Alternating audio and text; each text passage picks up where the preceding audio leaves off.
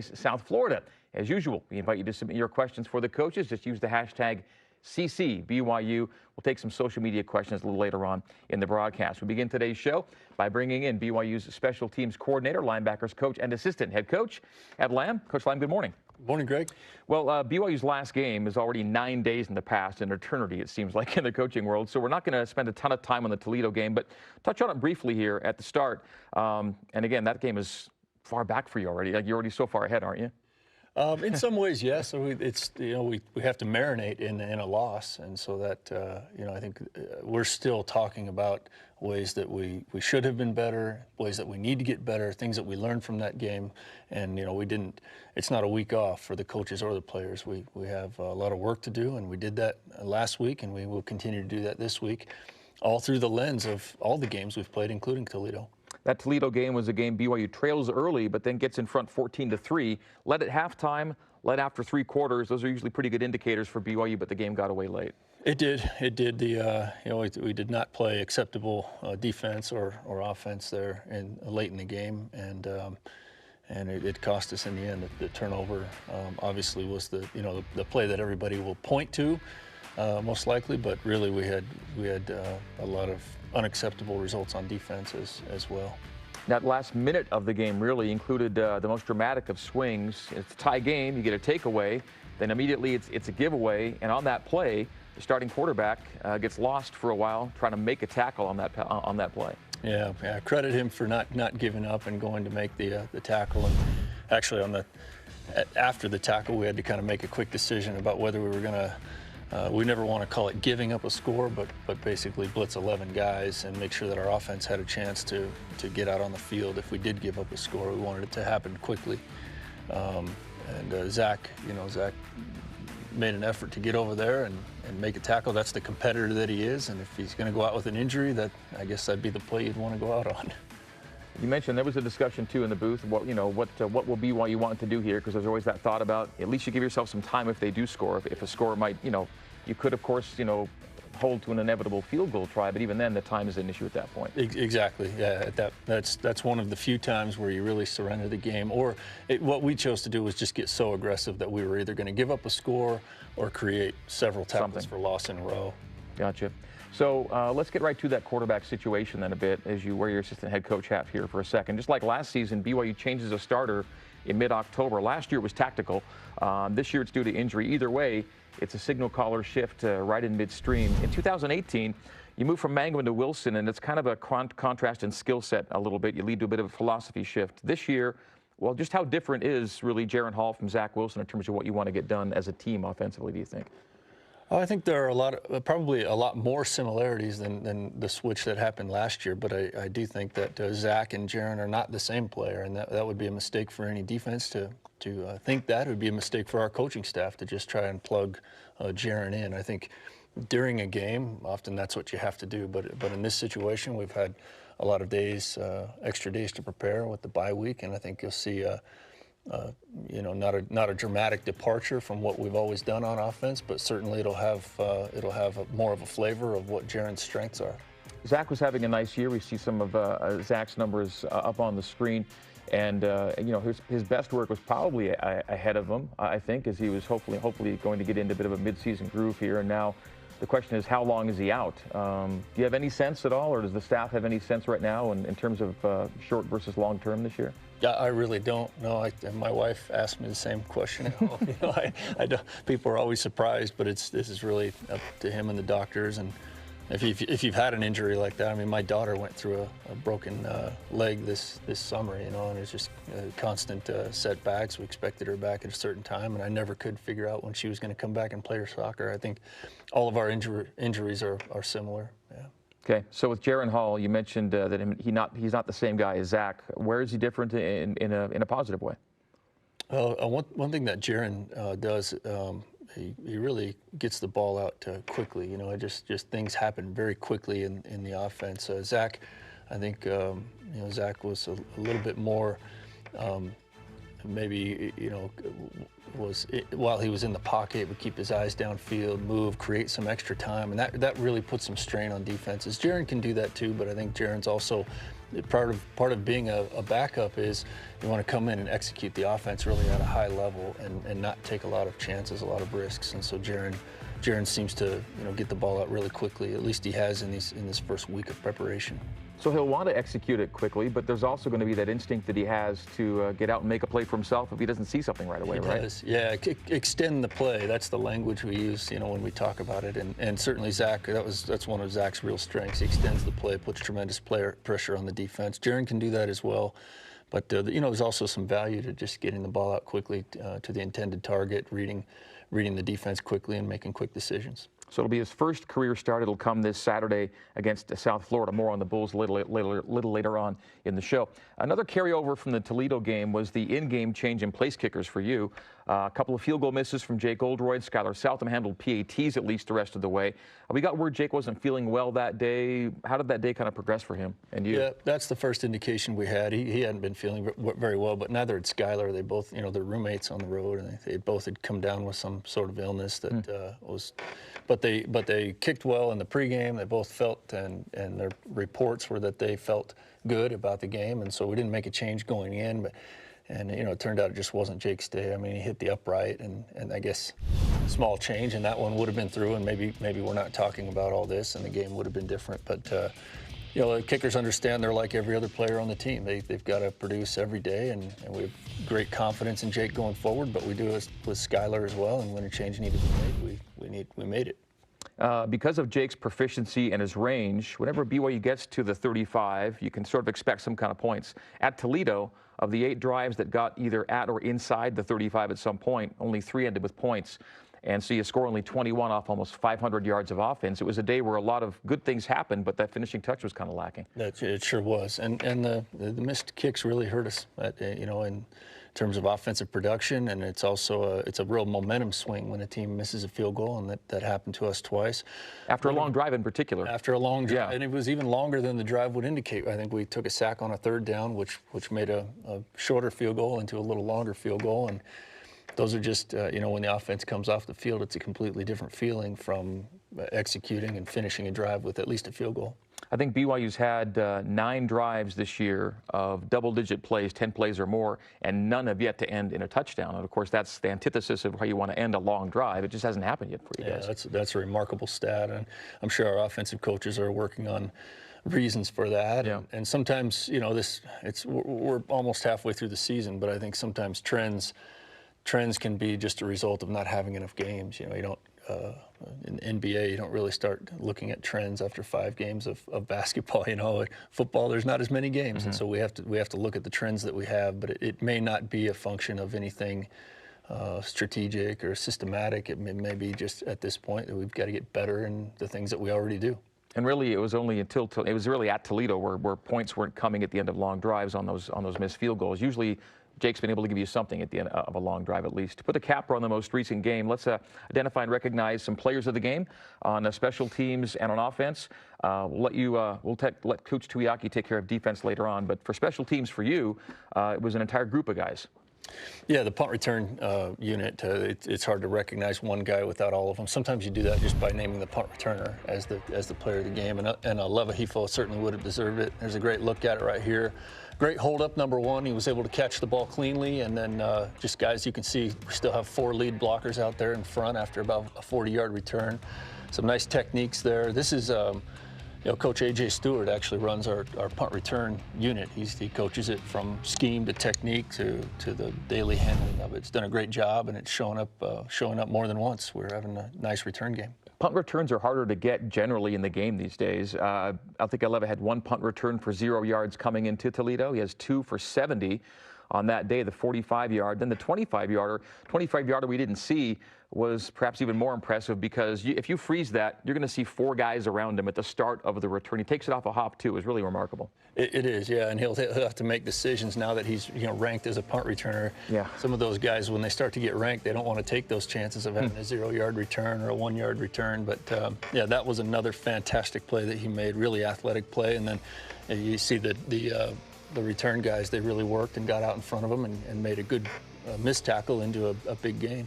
And since we're already talking about Aleva, Coach Grimes selected him as the offensive player of the game at Toledo as well. Yeah, I didn't know that. He has had a tremendous impact on our team, and it brings a lot of dynamic ability. He carries the ball on the fly sweep. We've lined him up in the backfield and handed the ball off to him. Obviously catches the ball from the slot position and the outside receiver, but what should have been really a game-opening play, a game-breaking play there, his 75-yard touchdown reception. Yeah. That was a huge play in the game, and the fact that we didn't hold up enough on defense or didn't score again on offense, or none of that should take away from an amazing play that the offense made there, and Aleva was on the receiving end. Aleva is BYU's leader in all-purpose yardage as we near the halfway point. Time for a break, and a reminder now about BYU football with Kalani Sitake. Watch it Tuesdays at 8:30 Eastern, 5:30 Pacific on the BYU TV app. Then Wednesday, this week, we're on at a special time, 2 p.m. Eastern, 11 a.m. Pacific on BYU TV. More with Special Teams Coordinator Ed Lamb coming up next. You're in the Coordinator's Corner, brought to you by JCW's The Burger Boys. Back with more right after this. My name is Spencer Finnegan. I'm from St. Louis, Missouri. During my sophomore year, I got married to my sweetheart, Mary, and there's tons of unexpected expenses when it comes to marriage. We were looking for scholarships. I found the replenishment grant, and my local alumni chapter gave me a grant to help me focus in on school. I'm so excited to, now that I've graduated, give back to those students that are coming to BYU in the future.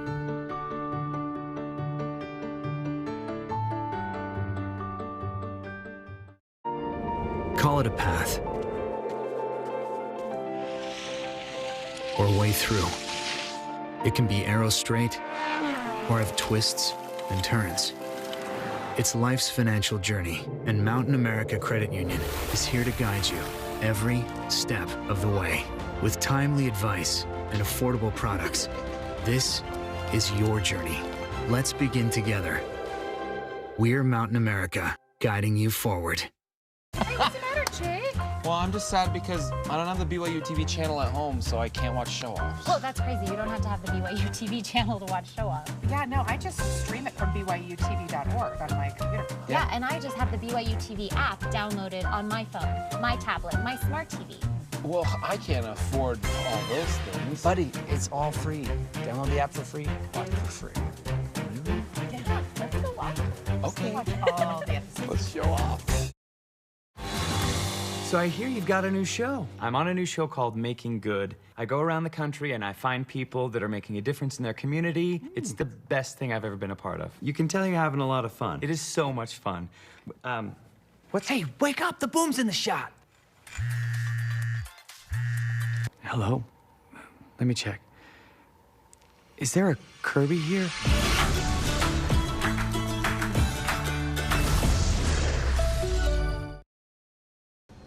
Hand off Emmanuel, busts it 25-20, 15-10, inside the 10-5, touchdown! Emmanuel Asupa from 32 yards!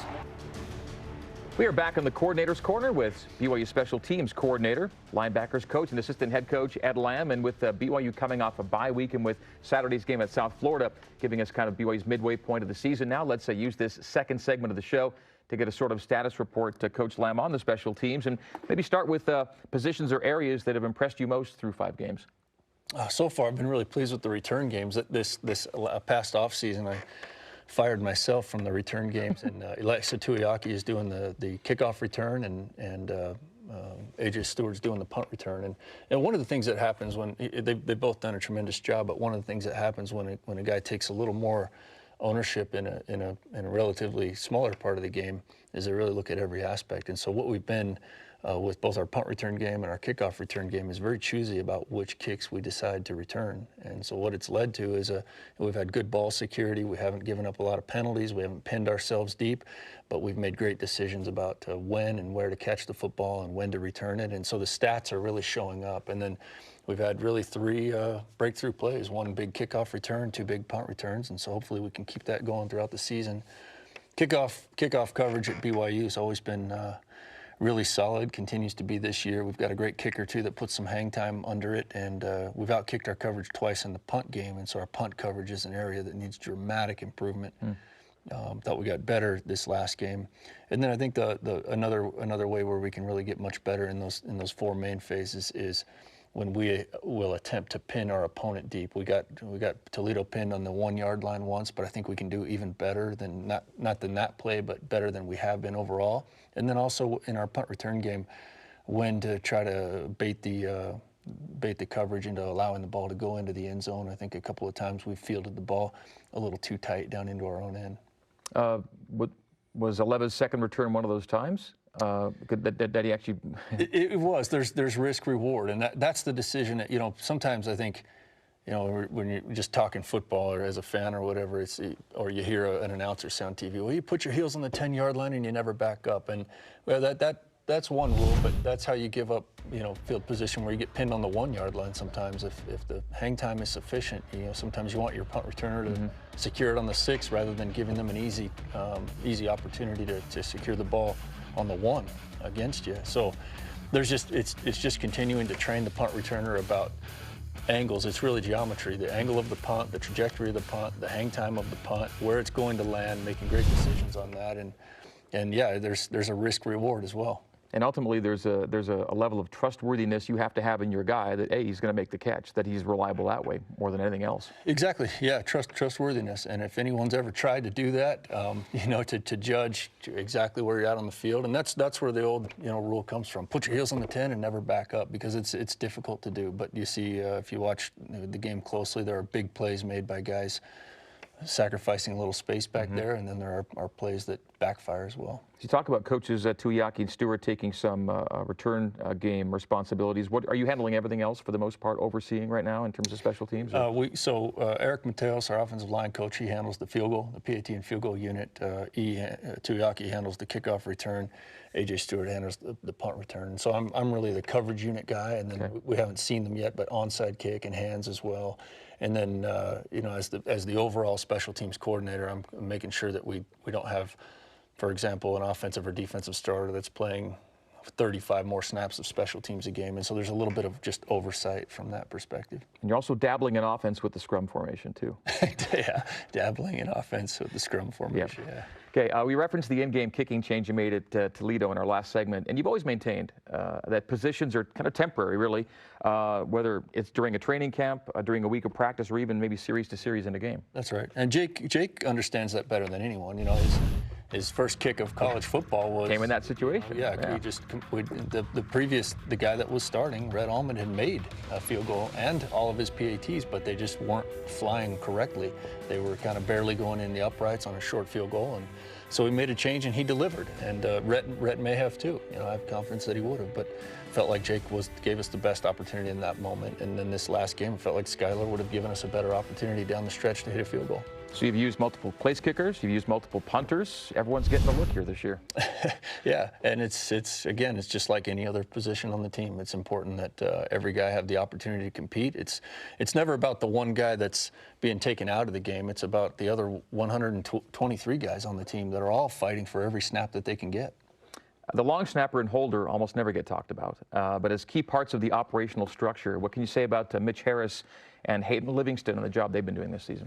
Yeah, Mitch has been fantastic on the season. We talk about effective snaps, or sometimes you hear the term 100% snaps. In other words, we haven't had one go over the head or on the ground or anything like that. And Mitch has been fantastic with that. He's a perfectionist, and there are times when we want the ball 3 to 6 inches in a spot that he didn't put it, and so there's always something to be coached in that area. He does a great job with coverage, and he's getting better and better as a blocker. Really like the job he does. And then Hayden Livingston is, turned out after training camp to be the favorite of all of our kickers. They like the way he holds. They like his ball security, the way he gets it down quickly and puts the laces away from them, and he's done a great job all year too. If you don't have a holdover or a veteran returning as, say, the holder, what are the first few days like of camp or weeks to where somebody, how do you decide on holder? It seems like the kind of position that's pretty specialized, and yet may not everybody goes, pick me. How does that work? Well, so often it's the right kind of personality, a guy that has the skill or has the background, but then sees the opportunity. And so in Hayden's case, he stayed all summer, and he's on He's in contact with the kickers when you're going out, and so he became their favorite guy because he was willing to work with them all summer. In addition to his weight training, the job that he's holding down, the 7-on-7 or the player run practices, he's going out with the kickers and working extra hours with them. And so he came into camp really with the upper hand. We have some other guys that can do it and do it well, but it's really about a relationship of trust, and whoever the kickers want is usually the guy that we're going to lean toward. Holder's unique because depending on the team you're playing, it could be a quarterback, it could be a punter, it's a wide receiver. In this case, it's a safety in Hayden, so it really could be anywhere on the team. Yeah, it sure can. This is 2 years in a row that we've had a safety, with Gavin. Yeah. Gavin, I guess Gavin would go back further than 2 years, but yeah, both really similar with that. See an opportunity, have a skill, and then work really hard to refine it. To your linebackers now, and that's been a group where depth's been really tested week to week. A lot of guys have played here through 5 games. They have, and I think in some cases we can get some more. Devin Kalfosi's been working at the linebacker position, and I think he brings a lot of added ability, and we could get him on the field a little bit more. The guys are playing hard and competing hard. Tyler Algier made the move over from offense. He's been a good player for us. Is that going to stick, do we think, the rest of the way? Or I think so. It's always up for discussion, and I think if offensively they felt like they were going to use him, then I think we have some other guys at linebacker. We've got a lot of guys rotating in at linebacker. We don't necessarily have to do that. We could play fewer guys more often if we needed to. What made Tyler a good pick for you there? Well, I think he showed up first on special teams, as a lot of guys do. Micah Simon is one other that comes to mind, where he was been showing up on special teams as a tackler the last couple of years. And so if we ever needed a corner, that's who we'd go begging the offensive staff for. Not sure they could afford to give him up. But Tyler was similar. He just was showing up as a tackler on special teams and a guy who just plays incredibly hard, and we thought he'd have the skill set to benefit. To offense, just for a bit of an overview, Coach Grimes will address this in more detail next week when he's next on with us. But everybody wants to be scoring more in college football. And what would you say resonates with you and Coach Grimes as staff members in terms of what BYU might want to see pick up here and tighten up in the back half of the season here? Yeah, I think it's, coaches are very comfortable just talking in terms of bottom line, and first it's win, and then next is points allowed and points scored. And I think right now we've got a full team challenge to score enough points to win. And what I mean by that is defensively, we have not played acceptable defense to win the games that we want to win, and we have not played acceptable offense. And the special teams too. The special teams have opportunities. We've been scored on special teams once this year. Haven't created a score yet in the return games, or a blocked punt or something like that. So there are opportunities all over the field or throughout the team for us. And I think the offense is no different than what we're trying to accomplish on defense or special teams, and that is to bring an outcome that's worthy of a win. Third downs defensively. Ranked 74th right now, conversion rate, and it's exactly the same number as the offense is putting up right now. Both teams are at 30, both sides are at 37.7%. Sub 40 is probably acceptable, I would think. If not, is it in the neighborhood for you? What are you shooting for in terms of defensive third down conversion percentage? Yes, yeah, absolutely. We're looking to get that thing as close or underneath 33%. 40% is oftentimes a winning effort.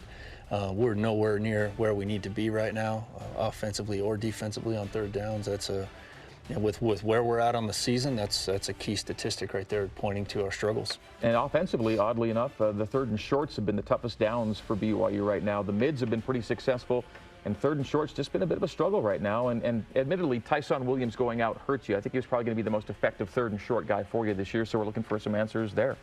We are, and those are always, it's a combination of looking at personnel, at strategy, and I know our offensive staff continues to work toward that. All right, as we head to break, a reminder, folks, that dinner after the game at JCW's includes something for everybody, from burgers to wings, shakes to salads. JCW's quality and a lot of it. In Lehigh, American Fork, Provo, South Jordan, now open in Harriman. Coming up Saturday is BYU at South Florida. BYU radio coverage begins with Cougar pregame live at 1:30 Eastern. The kick at 3:30 Eastern, 1:30 Mountain on BYU Radio, and seen on the CBS Sports Network, by the way. Coming up next, your questions for Special Teams Coordinator Ed Lamb from social media, and a look ahead to USF.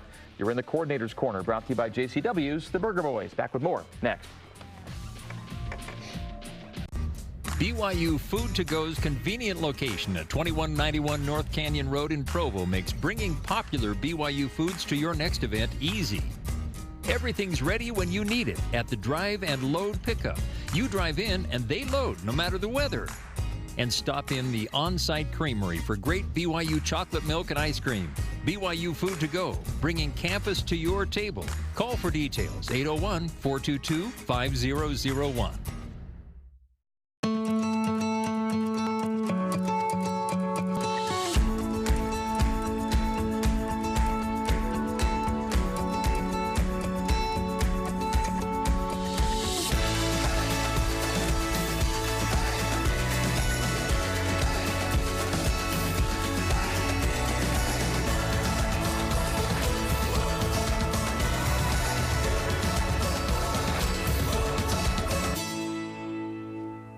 I fix to make things better. I fix because I want to. Because I can. Because somebody has to. Because it's my responsibility. I fix because when there's a problem for someone else, it's my problem. And I don't like having problems.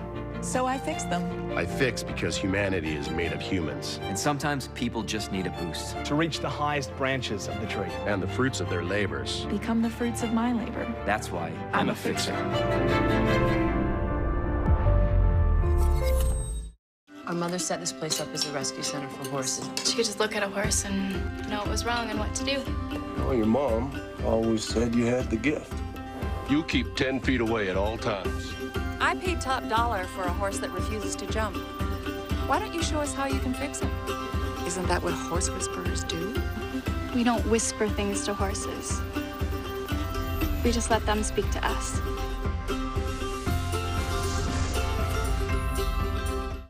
Hifo back to his own 20-yard line. He comes right, stops between the hashes, restarts, gets outside the hash, turns the corner, 30, 35, 40, 45, 50, 45 at Toledo, 40, 35-yard line. Huge return for Aleva Hifo, and the Cougs are back in business.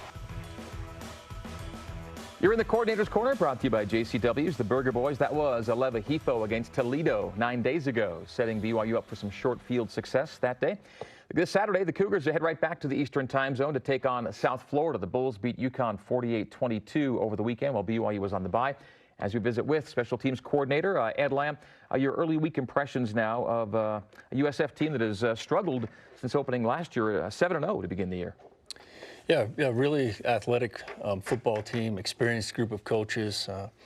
The offensive coordinator, I've actually known him from the past. He was the head coach at Jacksonville when I was coaching at the University of San Diego, and did a great job there. Won a Division II national title last year as a head coach, and a head coach that's been all over the country, that really experienced coaching staff, a lot of athleticism, and a team just looking to find their stride and who they are. And I think they took a big step forward with that last week.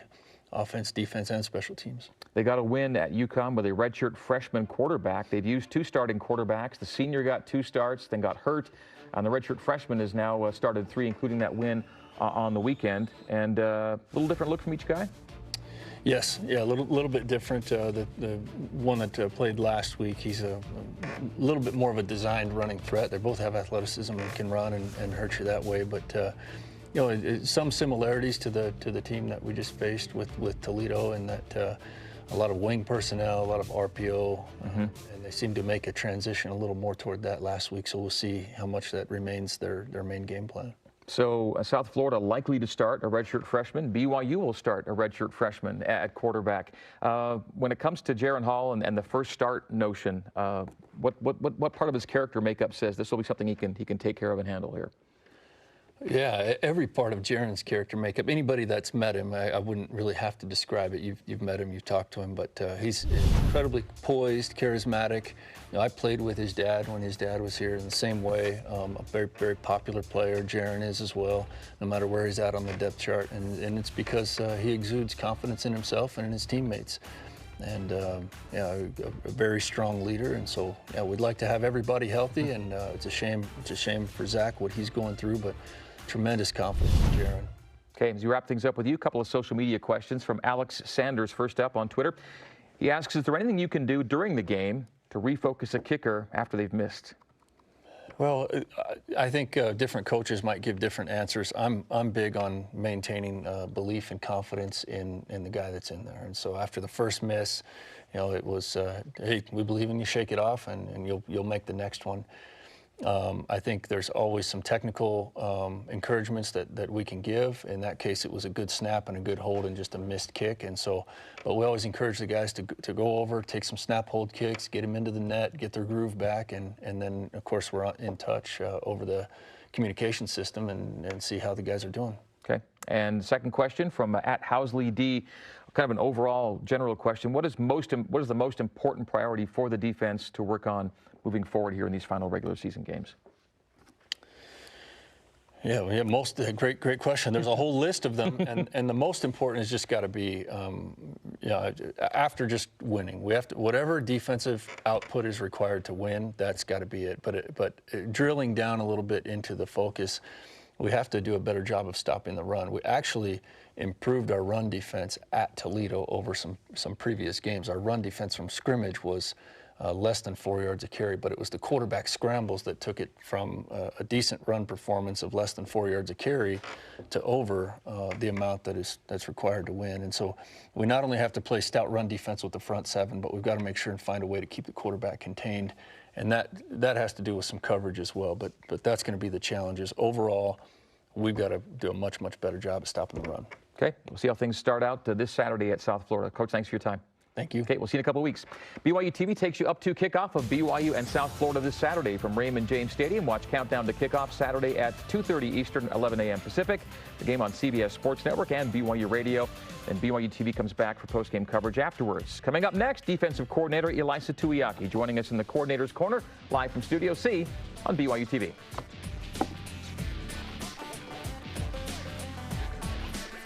Son, my father gave this to me when I made the team, and now it's yours. Oh no, Dad, I'm not on the team. I just got this at the store. We're so excited.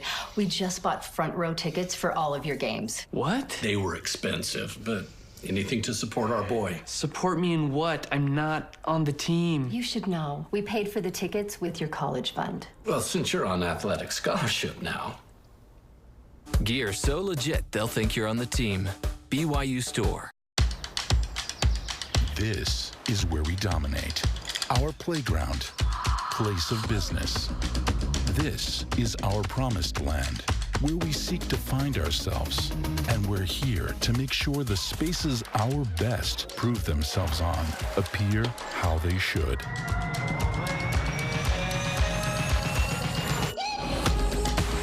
Intermountain Healthcare, official medical provider for BYU Athletics. I'm James Maslow. I'm Keaton Simons. I'm Jaleel White. That's my stepdad, Eric Roberts. I'm not getting any younger, James. I hear you, Pops, which is why I've set aside 7 days. Time for her to explore her adventurous side. I'll know everything about it, and he'll know nothing about it. I just want to get out of here. Mom, are you ready?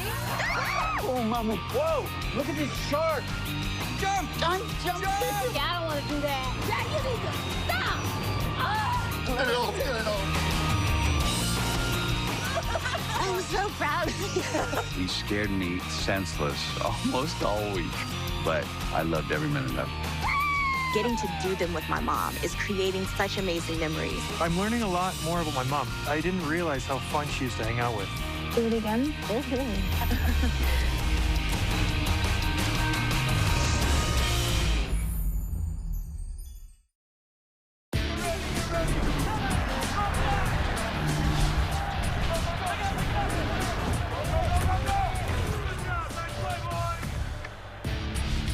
You're in the Coordinator's Corner, brought to you by JCW's The Burger Boys. We start our second half hour of today's show by welcoming back BYU's defensive coordinator and defensive line coach, Ilaisa Tuiaki. Coach, good morning to you. Thanks for having me back. So we had our bye-week break last week. Didn't really do a real Toledo breakdown, so we'll touch on it briefly here today. Defensively, kind of a tale of two halves kind of game, right? Toledo hit halftime with 3 points. They end the game with 28. Yeah. I thought they came back and basically committed to running the ball, and we got a little soft in the run, just a little bit in the third quarter. But they just out executed, and what really hurt us when I'm talking about running is their quarterback run game. We let them get out of the pocket, and the scrambles kept them alive in several situations, and I mean those end up costing you a couple points. But obviously the last touchdown was after that pick where it was almost like you wanted them to score as we get a little bit of little bit of time back with when we get the ball back. But you know, holding a team and an offense that well to 21 points, I think is okay. We gave up 2 touchdowns and they went for 2-on-1 and then end up field goals. But we just obviously just wasn't good enough that day, and we've got to be better as a defense to get some team wins. Toledo was one of the country's best rushing teams coming into your game. In the first half, only 64 yards on 22 carries. You did really well rush defense. They end up with 242. Ran more in the second half. You said they dedicated a little more to the run game. Quarterback was a part of it. What did help it work a little better after halftime than first half? Just more focus on it and QBs? There's really, I mean, we go back and look at the stats and just kind of what they did. I mean, what hurt us, what we felt like hurt us was the QB scramble. And a couple times we had them bottled up, but just missed the tackle. And I mean, just in past situations where they ended up running it was really where we were hurt. And so thought that their game plan was really good. They stuck to it. They ended up running the ball about 56 times. And when you're doing that as an offense and just controlling it, then you know, good things will happen for you. And I thought that they had a really good game plan. Just did a good job. But you know, we let the ball get out a couple times and miss a couple tackles and just some shape of the defense type things. But you know, those type of things can't happen if you're gonna end up holding a good rush team to fewer than 100 or just a little bit over 100. It was the rare game in which BYU loses despite getting multiple takeaways. You guys end up +2 in the margin and still end up dropping the game. Chaz Ayu gets that late strip in a tie ball game. You got to feel like you're going to go OT at worst there, right? Yeah, I thought we were going to, you know, drive it down. All we needed was a field goal, and we were within range. And you know, obviously it didn't end up happening that way. But that was just a big time play by Chaz. Chaz did a really good job, and you know, they ended up running it for a first down, broke for first down, and could have bled the clock a little bit more. But the fact that he ended up taking away was huge, and you know, that was just a headsy play by him. What's Chaz going to be for you long term, do you think? He's playing outside linebacker right now. The question, I guess, early was safety a linebacker. Is he a linebacker to stay, do we think? I think he's linebacker. I think he's in his spot. He's playing exactly where Fred played, which is kind of a hybrid safety backer. Has been doing a good job just in his development there, and he's going to be a really good player. Okay. Zach Wilson's last-minute interception precipitates his hand injury, so he's on the shelf now, and Jaron Hall's the guy at quarterback. What is a defensive coach's perspective on what Jaron Hall does well for BYU? You know, he can run, and that's and it wasn't that Zach couldn't run, but I think Jaron's a little bit more dynamic when you're a defensive coach having to bottle up a quarterback, obviously, that can run. We faced that type last week, and we're going to face that type this week, and it's always just adds more dimensions to the game when you're talking about trying to bottle somebody up that can run. Okay, and Jaron Hall is someone that he's thrown a ball once or twice already this year. He's had some runs, designed runs on flat, so he's already gotten reps. This won't be his first action this year by any stretch. Yeah, we've seen him all through fall camp. I think he does a good job. I think he's a guy that loves football, and obviously he was backing up a really good quarterback. But I don't think that the moment's going to be too big for him, and I'm actually looking forward to seeing him play. And he got into a few games last year too, as well. It seems right as the defense began to heal up a little bit. I'm sure the bye week helped with that. The offense gets bit by the injury bug. You go Tyson 1 week and then Zach the next week. Whatever your best laid plans, it seems in football these days, don't necessarily count on them because football is going to beat you up, isn't it? Yeah, that's the nature of the game. Is you never know. You know, you have to attribute to some of your success to luck as far as just keeping guys healthy. I mean, it's a physical sport. It's a sport where there's a lot of guys that end up going down, and some years you can end up coming out, you know, looking pretty good, and some years you end up looking pretty bad as far as just keeping guys healthy. And so it's just rather unfortunate that we've lost a couple of those guys that are big playmakers on offense. And you know, but bye week, hopefully we get guys back and get guys a little bit you know, healthier. Was it good for you defensively that way? Are you a little better? I think it was. I think it was on both sides. You know, there's guys that are kind of there's never really anybody that's playing 100%. Everybody's kind of nicked and banged and bruised, and so those type of bye weeks are really good to get those guys back and just kind of push the reset button and start over and just say, okay, here we go, new week, new game plan, put that one behind us and be ready to roll. Okay, the game was 9 days ago now, but we have a defensive player of the game from the Toledo contest, and you chose a guy that's been on both sides of the ball during his BYU career, J.J. Nwigwe. Yeah, thought J.J. played the best ball that he's played. I mean, obviously he's been on the other side of the ball playing offensive line, played a little bit of tight end. Coming to us in the spring, just his development from day one all the way to now has been really, really good. But I thought he had his best game as a Cougar, at least from our vantage point on defense. He did a really good job, was stout, made a couple tackles, and just played really, really good. And he seems like a good locker room guy as well, like a fun guy to be around and a great teammate. He's a really fun guy to be around. He's you know, one of the games, which was it was the USC game. You know, we come off to the sideline and we're talking, and I'm looking all the guys in the eyes and trying to get some feedback just as far as how things are going. And JJ's playing. He's got a couple snaps and he's just kind of staring at me blankly. And you know, so I get on the mic and I'm talking to one of our assistants. I was like, I don't know if this guy's in it or not, or if he's. And we watched the film on you know on USC, and we're just like, this kid actually played really well and played hard. And so now it's kind of a joke now in the D-line room is whenever I ask him anything, it's just kind of like, yes sir. Yes, sir. And that's just JJ. But he's fun to be around, and he's a great teammate, great kid. And I know the boys in our room and on the defense love him. All right, kudos to JJ and Nwigwe then. Time for a break. When we come back, Coach Tuiaki on his defensive midterms, if you will, and a look at the defensive line as the Coordinator's Corner continues right here on BYU TV. Here in Studio C. Dexter & Dexter is a full-service law firm offering a wide range of legal services. Since 1995, we have helped more than 20,000 Utahns both to navigate life's challenges and to make the most of life's opportunities. From personal injury to business law, and from adoption to bankruptcy, we are passionate about shouldering your burdens. To learn more about scheduling a no-obligation consultation, visit dexterlaw.com. Are you looking for a better way to deliver results this year? Expanding your product line or building new locations? How about your online presence? Does it need a boost? Maybe you just want to put a little more distance between you and the competition. Tap into the powerful engine of BYU Athletics and let us put together a plan unique to your business. We can provide you with the tools designed to enhance your brand on a local, regional, or national level. We invite your team to join ours. For details, email sponsorship@byu.edu today. Everything you're about to see is 100% improvised.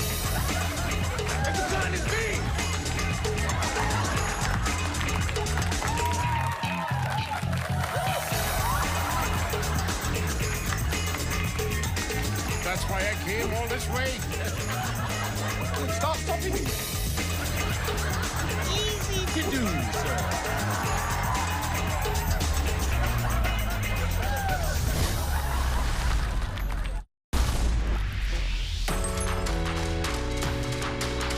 Amazing what a lot of people doing a little can make a big difference, can it?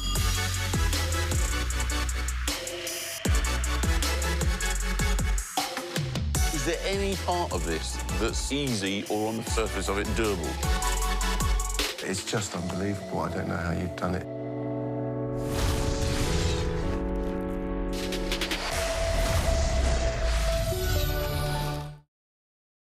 Coordinator's Corner is brought to you in part by JCW's, The Burger Boys, Bailey's Moving and Storage, more than just a move, Siegfried and Jensen, serving Utah families for over 25 years.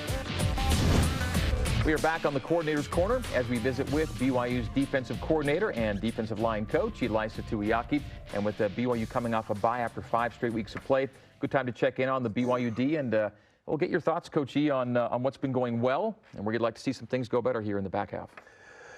I think just after the bye week and looking back at things, I think the bright spot to just the defense and just kind of the team is the commitment of the boys. I think that the boys are excited and ready to move forward to the next challenge against South Florida, and the feeling in the locker room and that has been good. I think that they put that loss behind them and is ready to move along. And we know that we've got a lot of games ahead of us, and we can still make this a good season as far as just the amount of games that we have left and the opponents that we have. And so we've got to show up this week against South Florida. And things that we're trying to improve really has just been consistency, playing assignment sound football, and kind of ramping things up a little bit as far as just demand out of the players. Okay. Rush defense, since you've been here at BYU, it's been a real strength. This season's rush numbers little off from where they've been. Let's take a look at how those numbers and maybe some others compare to where BYU was through 5 games last season. And again, some of this has to be partially, somewhat a function of, it's been a tough schedule. I mean, it's still a top 15 schedule right now for BYU that you've played to this point. Again, this is through 5 games this year, through 5 games last year, and you see the rush numbers off from where they've been. What's been maybe the most common denominator with rush D through 5 games for you? I think it's always a little bit of everything. It's playing good opponents, playing good O-lines, good coordinators that are committed to running the ball, but also been a little bit of a function of just maybe some youth and just the way that games have been going as far as just maybe being behind or being close and opponents sticking to the run. Missed tackles. We've had more missed tackles this year than we have in the past. So I think it's a combination of a lot of things, and those are the things that we've got to shore up, as we talked about in the bye week, is just being better at stopping the run. I think that's what this game's going to be. Interestingly enough, South Florida was different this game more than they were in the other previous ones, where they ran the ball 40-something times and only threw it 20-something times. And so I think that they've changed the way that they played. I think it's going to be a lot like the game that we just played this last game, where we've got to stop the run and we've got to contain the quarterback. The one area in which BYU has been excelling defensively is creating takeaways. Positive turnover margin is largely a reflection of your defense, in particular linebacking core. Linebackers have made a bunch of plays for you right now, but I think you forced, you've got 9 takeaways through 5 games, almost 2 a game. You want to be at least 2 a game, or 3 is what your number's been? Always aiming for 3. Yeah. That's a really lofty goal, but I mean, two I think is a good spot. But I mean, we take 6 if we can, and so it's that group, as young as they are, I think that we've got a lot of headsy players in that position group. A lot of backers that are just really intelligent football players that know how to get the ball out in stripping it, know how to bait quarterbacks as far as just certain things that they're doing in coverage, and so they've been doing a really good job all year. Your defensive 3-and-out rate is down off of previous years a bit, and getting off the field defensively has kind of been a challenge so far, hasn't it, for you guys? It has been, and it's you always try to stop offenses on 1st and 2nd down just to create 3rd and long, so you can be a little bit more aggressive as far as what you're calling and things that you're doing. But we've got to be better on 1st and 2nd and control down defense is what we call it, and we've got to put ourselves in position to get off the field. And a couple of times we've been in position to get off the field on 3rd and longs, and we just didn't, with penalties and maybe broken coverages or not tight enough coverage or not good enough pass rush. And so a combination of those things makes that it needs to come together in order for us to be better. And the offensive coaches will also say it's that side of the ball too. I mean, the offense needs to put maybe together longer drives, stay on the field themselves to take a little heat off of you guys. It's a joint effort. Yeah, I think it's always a team thing. It's always a team thing, but there's things that they can do offensively that'll help them on their side of the ball, and it always kind of trickles over, and we benefit from it as well. And it's the same thing on our side. There are things when we're playing better and we're getting off the field and we're getting takeaways, and offense certainly benefits off of that, and we've got to be better playing team ball moving forward.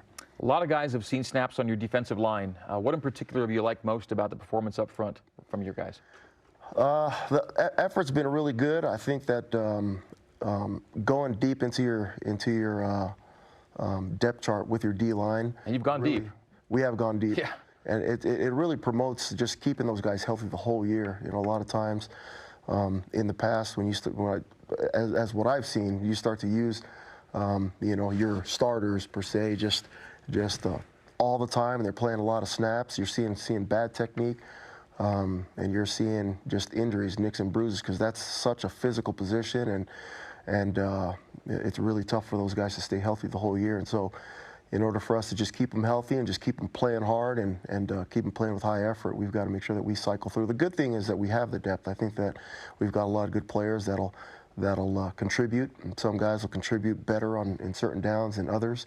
We've got kind of the run stoppers, the catch-all type guys, and we've got the pass rushers, and we've got to just use them to all use them, make sure that everybody has a role. I think it also helps in just keeping them all involved and engaged, and just ready to contribute. Before the break, what did the bye week allow you to do as a coordinator when it came to kind of game planning for the rest of the year here, based on what you've seen? Really looking at some of our faults and trying to put our finger on, okay, is this statistic as bad as it seems?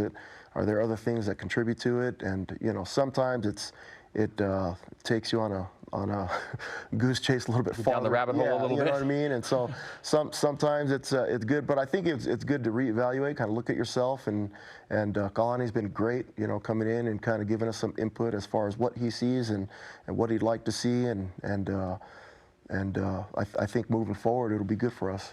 Okay, time again for our final break. And as we step away, we remind you that for your daily Cougar Sports play-by-play, tune in weekdays to BYU Sports Nation at noon Eastern Time. Coming up on our final segment of this week's show, Coach Tuiaki previews this weekend's trip to Tampa. We take a question or two from Cougar Nation social media using hashtag BYU. Back with more after this.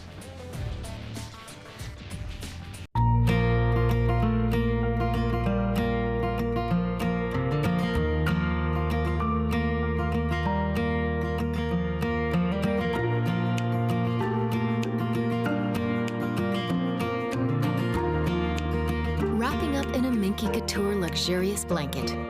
Getting cozy with family and friends. A gift for everyone. Minky Couture, official luxury blanket of BYU Athletics.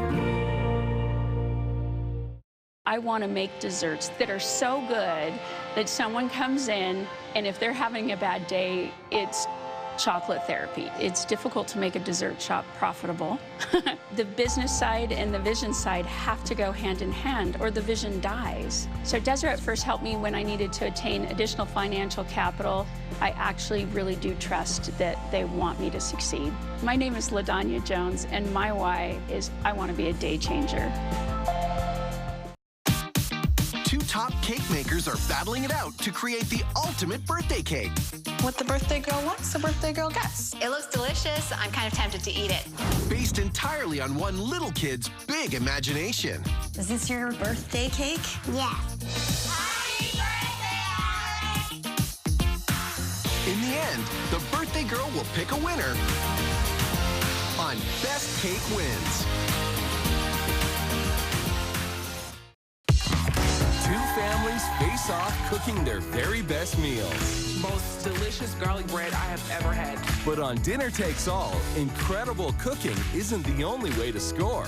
Our families will also play 4 mouth-watering games as the clock keeps counting down. My 500 points go to family, food, fun. This is Dinner Takes All. For Slovis in the gun. He claps the hands, takes a chest-high snap. He will throw quickly, batted up and intercepted. Did they get it? If they got it, it's over. It's over.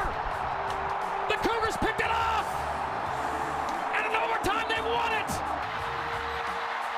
One of the defensive highlights of the year for BYU. The Cougs now 2-3 on the year, coming off their first of 2 bye weeks with a Saturday showdown at South Florida this weekend. The Bulls, like BYU, 2-3 on the season.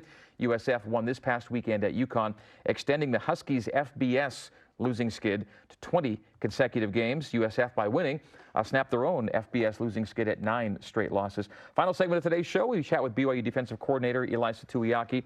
USF has some issues on offense. One of them is protecting the quarterback, and we'll get to that in a second. But in terms of quarterbacks, they've used 2 starters. The senior's gone 2 games, and the redshirt freshman's gone 3 so far this year. Yeah.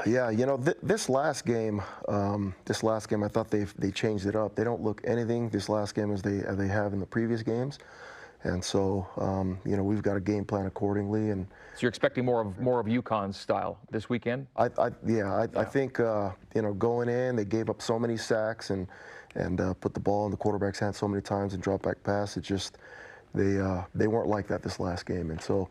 We've got to prepare for both styles. We've got to prepare to make sure that we've got all our all phases covered. So we'll see if what you just said impacts these numbers, because they're second to last in sacks allowed per game, and they're bottom 15 in tackles for loss per game.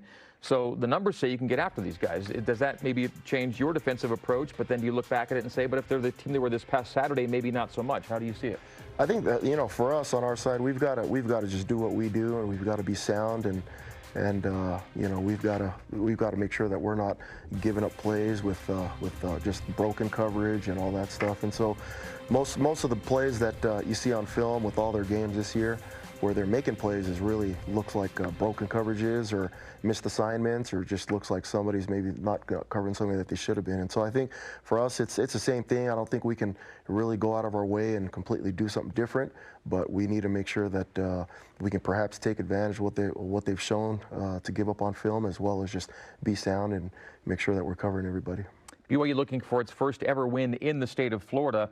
Last thing you're thinking about is geography, but what are you thinking about then as you get your guys ready coming off of back-to-back losses with that bye week following those consecutive setbacks? It's, you know, it just happens to end up being in Florida, this game, but for us, it's really just, we've got to go and take care of business. We've got to get down there, and it's a business trip all the way, and we've got to come away with the W, and I think that's important for our team, our fans, and our morale, and it's just a very important game for us right now. We've got to make sure that we go and get this one.